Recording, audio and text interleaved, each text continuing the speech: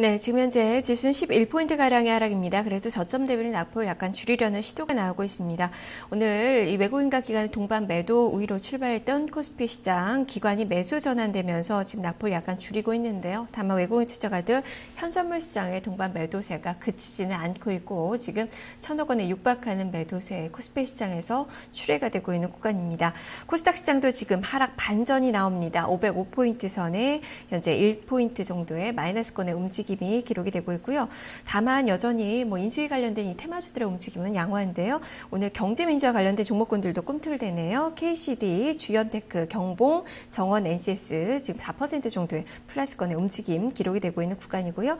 창투사 관련된 종목군들 상한가 시세 꾸준하게 이어지고 있습니다. 그리고 일자리 관련된 섹터의 종목군들도 윌비스, 사람인 HR을 중심으로 2%대의 상승권의 움직임이 기록이 되고 있는 구간입니다. 자, 지금부터 또 현물시장의 전략을 짚어보도록 하겠습니다. 증권사연구원도 오늘 시장에서 어떤 전략 주고 있는지 화면을 통해서 한 줄로 정리를 해봤습니다. 한양증권 임동락 연구원입니다. G2의 지표 개선 및 낙폭과대 인식에 따라서 기술적인 반등이 예상이 된다라는 시각을 전했습니다.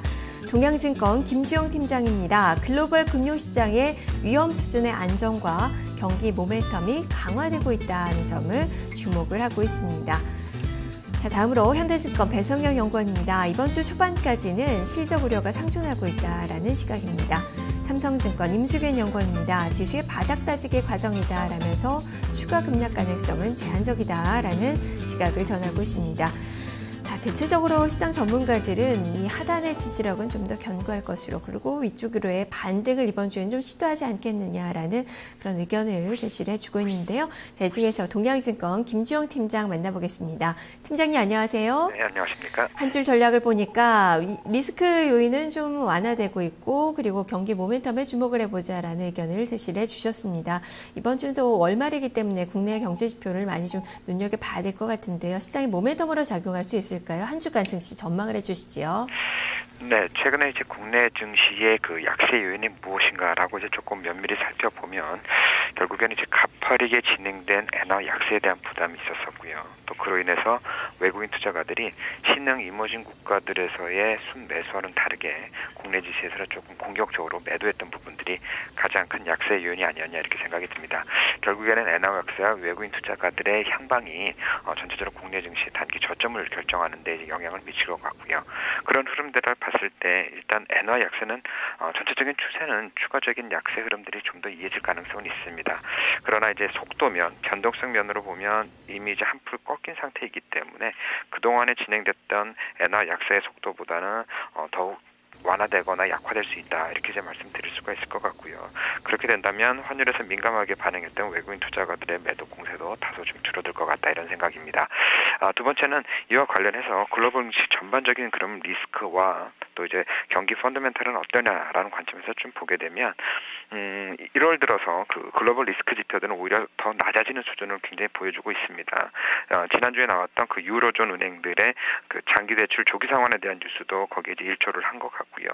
두 번째는 경기 펀더멘털과 관련해서는 여러 데이터를 말씀을 드릴 수가 있을 텐데 대표적으로 1월에 발표된 그 주요국들의 PMI, 그러니까 제조업체들의 체감 경기 지표를 보시게 되면 중국, 유로존 그리고 미국 모두 다가 당초 예상치를 상회하는 좋은 성과를 지금 거두고 있습니다.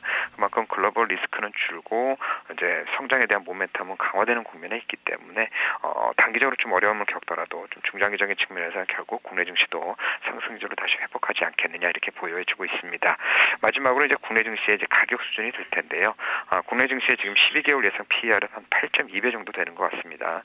2010년 이후에 최저 수준이 한 7.9에서 8배 정도를 기록을 했기 때문에 지금 상황에서는 가격적인 측면만 보더라도 전반적으로 추가적인 가격 조정의 리스크는 좀 낮지 않겠느냐. 그래서 대략적으로 한 1930 전후 정도가 된다라고 하면 단기 저점을 형성할 가능성이 좀 높다 이렇게 이제 전망을 하고 있습니다. 네, 그렇다면 지금 매수 배팅이 좀 가능할까요? 전략을 어떻게 세워봐야 되는 구간입니까?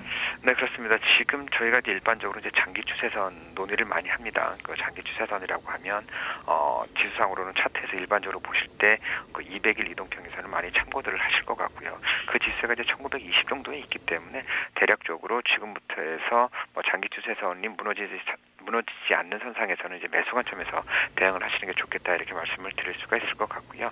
그다음에 지금 이제 만약에 접근을 한다면 어떤 관점에서 어떻게 보겠냐라는 생각들을 많이 하셔야 되는데요. 결국 월말 월초에는 이제 주요 경제 지표들이 많이 나타나게 됩니다. 특히 이번 주에는 핵심적인 경제 지표들이 이제 많이 발표가 될 것이고요. 결국 그 경제 지표들의 결과에 따라서 뭐 당일은 일일비를 하겠지만 지금 나타나고 있는 추세를 봤을 때는 경기 회복에 대한 자신감을 좀 더 강화시켜 줄 가능성이 있습니다. 그래서 이런 매크로 변화에 대한 흐름을 이제 감지를 해야 될 것 같고요. 또 한 가지는 앞서 말씀드렸듯이 밸류에이션에 대한 고민들을 같이 하신다라면 여기서 또한 업종별 전략도 같이 나올 수가 있을 것 같거든요. 그래서 경기의 변화에 대해서 민감한 경기 민감주, 그다음에 밸류에이션 수준으로 봐더라도 부담이 없는 업종 이렇게 이제 고른다면 유효한 투자 전략이 될 것 같고요. 그런 업종을 고른다라면 지금 다소 좀 부진해지긴 했지만 IT가 여전히 이제 주도주의 지위를 유지할 것 같고요. 그다음에 현재까지 좀 견조한 모습들을 보여주고 있는 통신 서비스, 그다음에 상대적으로 부진했지만 새롭게 좀 반등의 가능성이 높아 보이는 게 항공, 기계 그리고 이제 자동차 업종도 좀 트레이딩 관점에서는 좀 매수 관점에서 접근이 가능하지 않겠냐 이렇게 이제 판단하고 있습니다. 네, 알겠습니다. 말씀 잘 들었습니다. 고맙습니다. 네, 이제는 매크로 지표들의 움직임을 좀 보면서 경기 민감주들에 대한 관심을 조금씩 높여볼 시기다라는 의견이 제시가 됐네요. 동양증권 김주영 팀장과 함께했습니다.